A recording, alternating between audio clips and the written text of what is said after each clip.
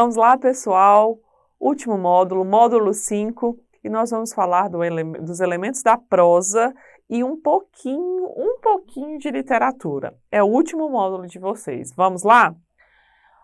Quem é a prosa? Lembram disso? Vamos voltar lá no módulo 4.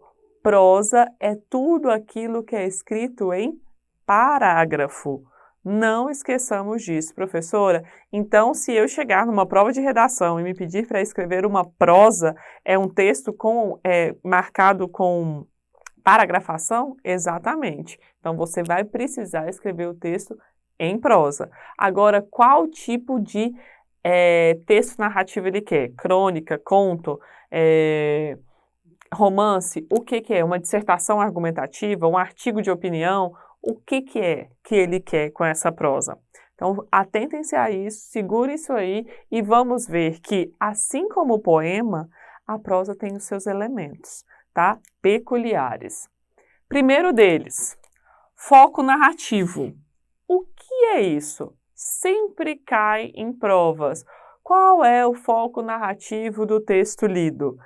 É uma palavra feia, grande, assustadora, mas muito fácil. Foco narrativo é o meu narrador. Olha que gracinha. E quantos tipos de narradores eu tenho? 3. Eu tenho um narrador em primeira pessoa. Quem é a primeira pessoa? Eu e nós. Logo, eu vou estar contando uma história sobre mim, ou eu estou envolvida naquela história. E ele é chamado de narrador-personagem. Tem o narrador em terceira pessoa, é aquele que só observa, conta da vida do outro, conta a história do outro, ele não participa. E eu tenho um narrador que ele precisa desses 2 narradores para ele funcionar, que é o narrador onisciente. Quem é o narrador onisciente? É aquele que conhece a personagem a fundo. Ele conhece sentimentalmente se aquela personagem está deprimida, alegre, eufórica. Ele conhece. Ele vai trabalhar com o psicológico dessa personagem.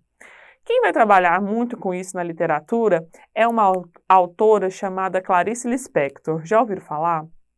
Não, nunca ouvi falar. Já ouviu falar sim, talvez você não sabe. Tem uma novela de muito tempo atrás que foi escrita por Manuel Carlos, chamada Laços de Família. Se lembram dela? Ela tinha uma personagem que tinha câncer, rapava a cabeça. Lembrou, né? Tenho certeza. Se não lembrou, pesquisem aí. Ela é baseada no livro de conto Laços de Família, da Clarice Lispector. Clarice Lispector trabalha muito com essa fase psicológica do personagem. O personagem não é só uma pessoa exterior. Ele não só é alto, loiro, baixo, magro, gordo, dos olhos azuis, do nariz fino, grosso, mulato, não. Ela vai trabalhar o interior. O personagem aqui, o que está acontecendo? Esse rebuliço aqui. E isso chama fluxo de psicologia, fluxo de memória. O que é isso? É quando o personagem para naquele momento, vê uma cena que ela é corriqueira ou que ela é repetida várias vezes e ela começa a pensar, naquele momento, o que eu estou fazendo da minha vida? Então, nesse conto Laços de Família, tem a história da Ana. E ela pega o trem, atordoada, é mãe de família, sempre mecanicamente funciona a vida dela. Acorda, arruma a casa, faz comida para os filhos, leva os filhos para a escola, o marido vai trabalhar, ela faz as compras de casa do dia, volta, faz o jantar, a família toda chega. Nesse dia ela pegou o trem e ele deu uma brecada, os ovos que estavam em suas mãos caíram, ela olha para um cara cego fora do trem que está mastigando um chiclete. E o ato de mastigar, aquele movimento circular, deixa ela indignada. Porque aparentemente ele está mascando aquele chiclete numa felicidade e ele é cego. Então ele está com o olhar fixo nela e ela leva aquilo dali como uma afronta. Como assim?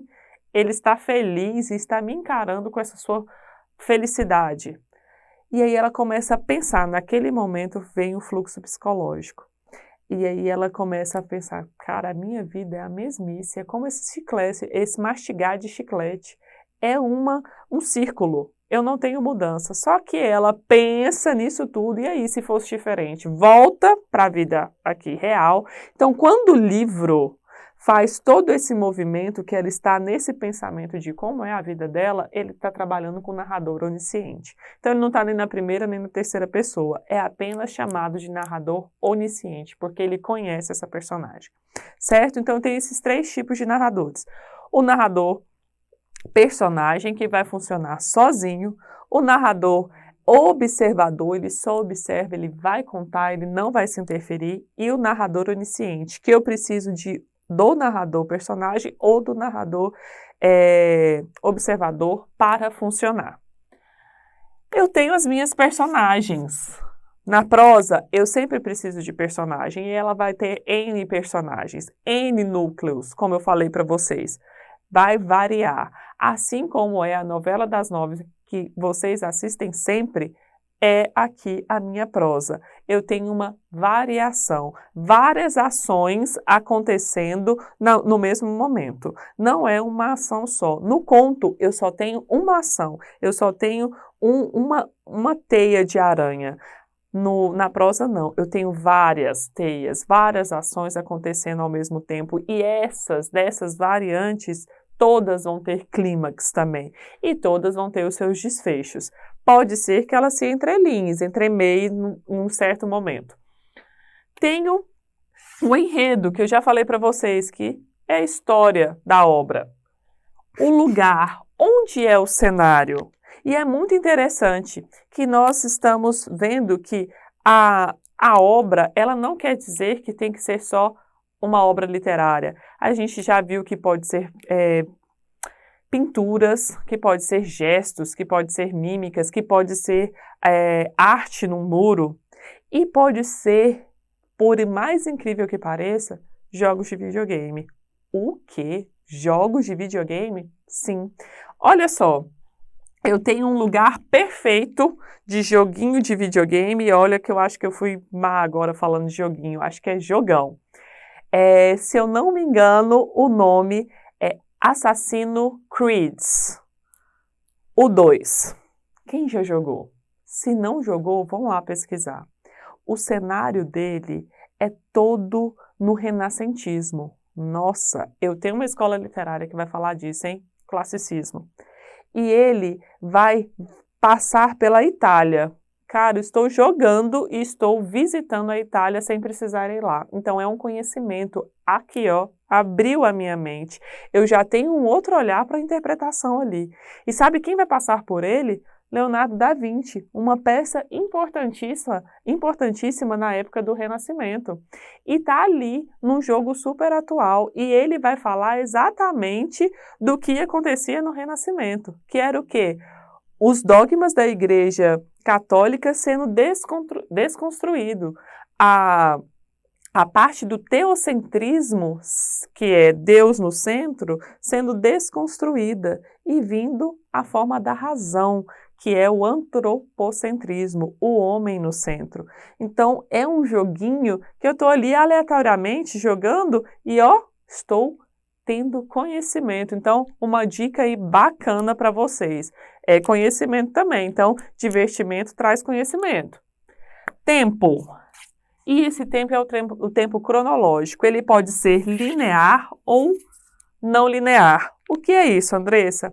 O tempo linear, cronológico linear, é aquele que vai de manhã, de tarde, à noite, na hora que eu acordo, eu me levanto, eu almoço, e é só isso. É esse tempo todo. Então, ele é linear. Quando ele não é linear, eu tenho flashbacks. Sabe o que é isso? Eu volto, eu estou no presente, lembrei, um seriado, que eu acho que vocês também já assistiram, CSI. Então, ele está ali no momento da cena do assassinato, aí ele volta, ele tem um flashback que vão dar relances para eles do que aconteceu até aquele momento atual. Então, se eu tenho esse flashback, eu tenho um tempo cronológico não linear. Eu posso ir para o futuro? Também. Se eu vou para o futuro, eu tenho uma obra com tempo cronológico não linear. Então, tudo aquilo que sai do presente, ou eu volto, ou eu vou, eu tenho um tempo não linear. Ficou certinho isso daí para vocês? Passem agora a olhar as obras com esse olhar. Peraí, esse é o meu personagem principal. Lembrando, já falei, mas retomando a minha fala, eu tenho um protagonista, eu tenho um antagonista. O protagonista é o mocinho, é a mocinha da obra. E eu tenho o antagonista. Sempre será aquele que vai fazer mal para o meu protagonista.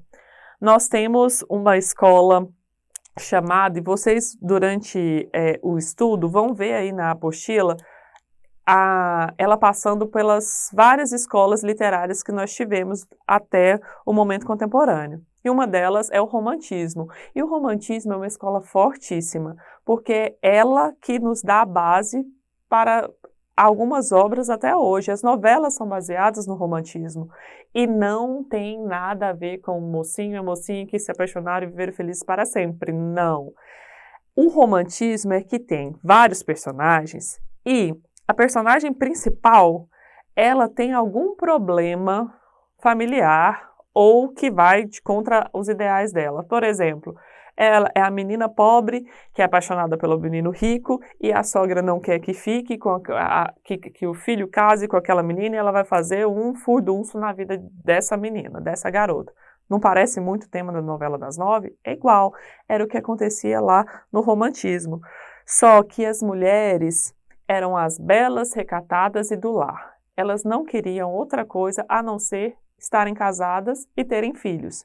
Naquela época, as mulheres não estudavam, elas não queriam ter conhecimento. Logo após o romantismo, saindo do romantismo, eu tenho um pezinho no romantismo e um pezinho no realismo, vem o nosso Machado de Assis, que tem uma obra interessantíssima e um trecho da obra dele no livro, na apostila de vocês. E ele anda pelas duas escolas. Ele tem sim uma obra chamada Ressurreição no romantismo. Só que ele, lembra que eu falei para vocês nas aulas anteriores que ele é muito irônico, que ele não suporta a burguesia, a falsidade burguesa dos cariocas? Então ele é boêmio, e ele escreve as obras dele criticando. E a primeira grande obra que vem para abrir o realismo com Machado de Assis é Memórias Póstumas de Brás Cuba, um defunto autor. Ou seja, ele morre e vai contar a história dele. E, por incrível que pareça, a história dele é de um cara riquíssimo do Rio de Janeiro, que tem uma doença que vai levá-lo à morte, e ele tenta fazer um remédio que vai curá-lo. Ele consegue? Não. Então, nem todo o dinheiro do mundo vai conseguir salvá-lo. E durante a obra, ele vai contando dos seus amores, dos seus desamores, de tanto que ele era nariz empinado, tratava mal os seus empregados. Tudo isso porque Machado era assim? Não, era uma crítica à sociedade. E ele é tão irônico que o primeiro capítulo do livro, ele fala: estou aqui, eu, no meu velório, cheio de pessoas. 11. Aí ele já usa de ironia. Por quê? Porque ninguém gostava do personagem. Então, Machado de Assis é uma figura muito importante na nossa literatura brasileira. Ele foi o que inaugurou a Academia de Letras. Ele ajudou na confecção da nossa gramática, por isso ele é reconhecido mundialmente. Então, Machado foi grande e por isso que a apostila de vocês traz Machado com muita veemência, com muito rigor e destreza, porque ele foi muito importante. E ele fala aí do realismo para vocês e fala também de um outro autor, que é Aloysio de Azevedo. Nesse momento, a metade do século XIX aqui, eu tenho realismo acontecendo, junto com simbolismo, junto com naturalismo, junto com parnasianismo. Parnasianismo vai trabalhar o quê? A poesia. O naturalismo e o realismo e o simbolismo é um pouco mais diferente do que acontecia no realismo, mas o naturalismo vai trabalhar a parte biológica dentro das obras, porque o realismo Eu falei para vocês que o romantismo é aquela coisa muito pautada, recatada das mulheres, e no realismo não. As mulheres já são, ó, elas estão estudando, homem não fazem ela de boba não. Elas sabem o que querem. E o naturalismo vai trabalhar essa realidade, só que de uma forma biológica, e quando eu falo biológica, é das coisas psicológicas e corporais do ser humano.